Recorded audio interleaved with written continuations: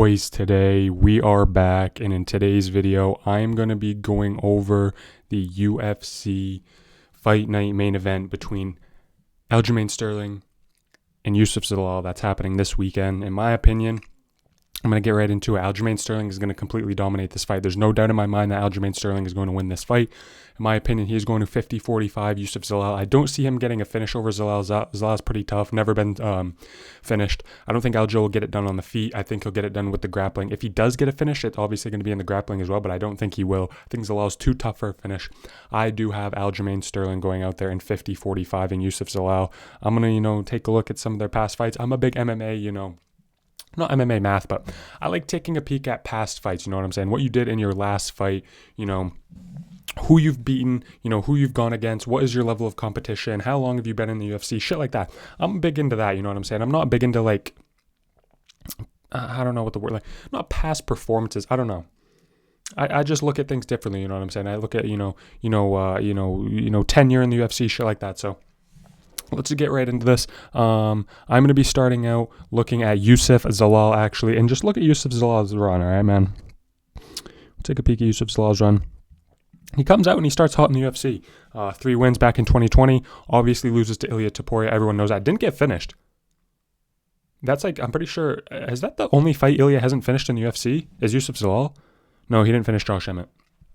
So Josh Emmett and Youssef Zalal, only 2 guys Ilia hasn't finished. That's pretty impressive to me that, Ilia wasn't able to get it done. We've recently learned that Ilia had COVID a few days before that event in an interview he did. So maybe that had something to do with it. But Youssef Zalal, pretty tough not to get finished by Ilia. And then he just look at this, man.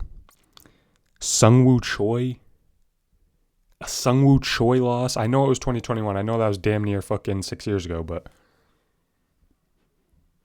really?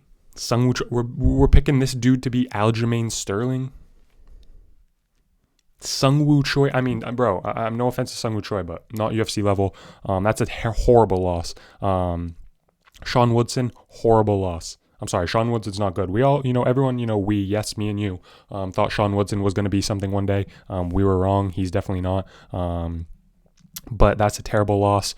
And then beginning of 2022, not even beginning of 2022, a whole year later, a draw against Damon Blackshear. Yes, now I know these are a long time ago. Okay, I'm not taking these, losses into account because he has come back and he has looked way better. He's a different fighter. He's obviously improved. He's gotten a ton better.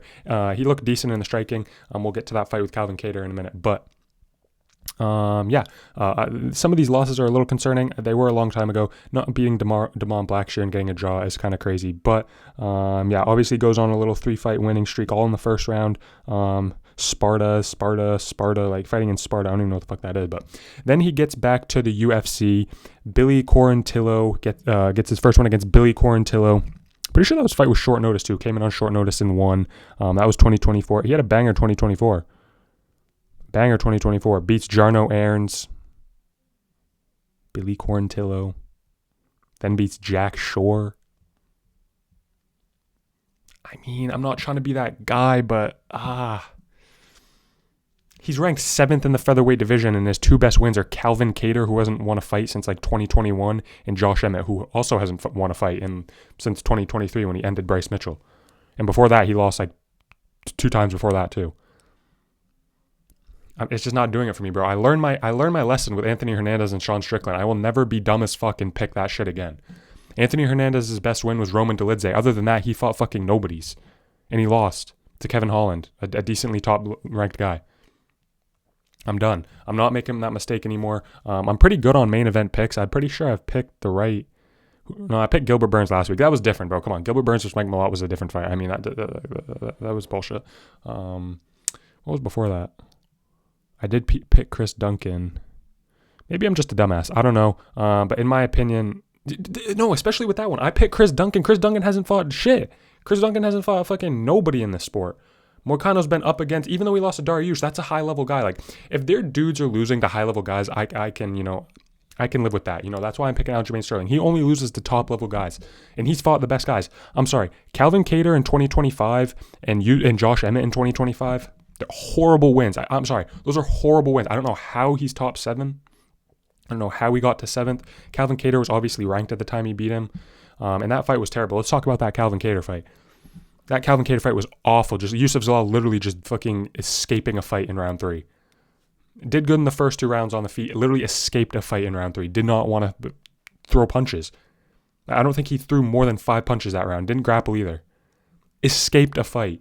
I think with Aljo's going to keep shooting and shooting. Calvin Kattar didn't do anything in that fight because he doesn't know how to grapple. So he just followed fucking Youssef Zalal around and just couldn't do anything with the hands. Aljamain Sterling's going to find a way to get onto you and hold you and grapple you. So I don't think he's going to be able to evade a fight if that's his game plan.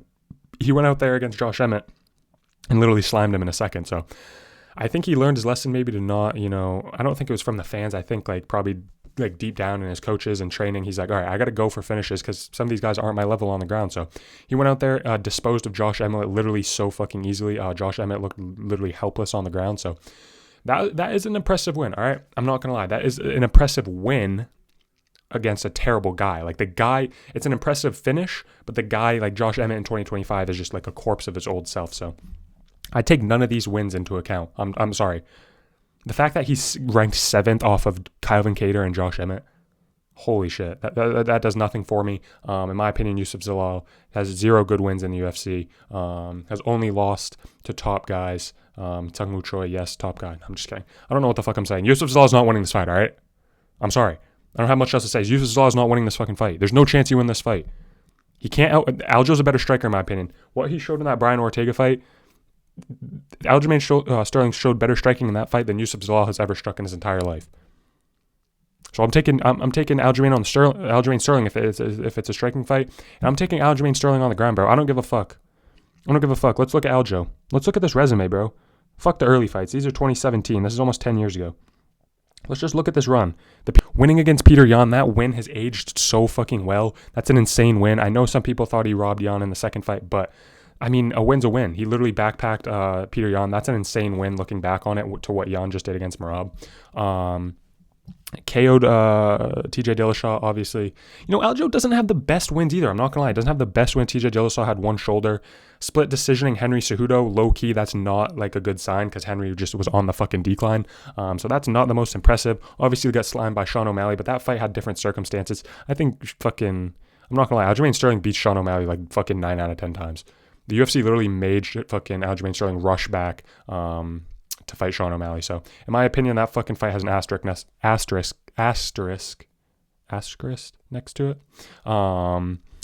Then he gets a Calvin Kattar win. Both of these guys have slimed fucking Calvin Kattar in the most boring ways possible. That was a fucking horrible fight on UFC 300, but did dominate him on the ground, which I see that happening. Aljo versus Calvin Kattar is low-key what's going to happen versus Aljo versus Youssef Zalal. I'm not going to lie. And then this is the fight. This is the fight I'm most impressed for. Yes, he beat Brian Ortega 5 rounds, primarily striking, and he did look good in the striking, but Brian Ortega was just a fucking corpse of himself at 145, so I'm not taking that too much. I'm not taking effect to that, but he is high level. Like the guys he is beating are high level guys, so I'll give him that. That he has that over Youssef Zalal, and I just really want to focus on this Movsar Evloev fight. That fight was so close. People say Aljo did win. I don't remember the fight enough. I didn't, I haven't gone back and watched it, but obviously it was a close fight. People thought Aljo won. When I was watching it live, I knew it was a close fight. That's impressive, bro. Movsar Evloev is about to beat Volk. Like he's about to literally slam out Volk on the ground, like probably sub him. So that is my prediction. Yes, that is a real prediction, but. Yeah, that fight with Movsar Evloev, insanely close. Could have won the fight. In my opinion, he showed top form, and that was literally not... that was 2024. That was like a year and a half ago. Has Aljo declined that much? I don't think so. He hasn't been in... That Brian Ortega fight wasn't a war. He only hurt his elbow. He didn't get really any much, injuries from that. So I think Aljo's fresh. I think he's going to go out there, and I think he's just going to ragdoll Youssef Zalal. Is it going to be boring? Yeah. I'm not going to lie. This fight's probably going to be boring as shit. I see this fight going like the Calvin Kattar fight. I think he's going to be able to get down Zalal easily. I think he's going to hold him down. I think he's going to get his back. I think Zalal is good enough to defend the chokes. I don't think he'll get finished, but I think every single round Aljo's going to land a takedown. This dude Zalal is going to have nothing on the feet for Aljo. When there's no threat to Aljo on the feet, I feel like he does it so much better. He fought so good in that Movsar fight, even though he did lose. There was no threat from Movsar on the feet, so he was able to go out there and go for it in the grappling. So I think Aljo with no threat on the feet is going to go out there and take down Youssef Zalal every single round, ragdoll him, get his back, threaten chokes, hold him up against the cage. I think he'll be able to control him against the cage. Yes, this fight's going to be boring as shit. I'm an Aljo fan, but this fight's probably going to be boring as shit. This matchup doesn't really excite me. Can Zalal submit Aljo? I think there's a possibility. Do I think it's a high possibility? No, I think Aljo's way too good. I think both of these guys are too good to get submitted. They're too skilled to get submitted. I think if whoever wins is going to win by decision. This fight is guaranteed going to decision in my opinion. So let me know what you guys think in the comments. Thank you so much for watching. Aljamain Sterling by complete domination. 50-45 is my pick. Let me know who you have winning in the comments. Come back to this video when I'm right. Thank you so much for watching. Please subscribe. I'll catch you guys in the next video. Peace.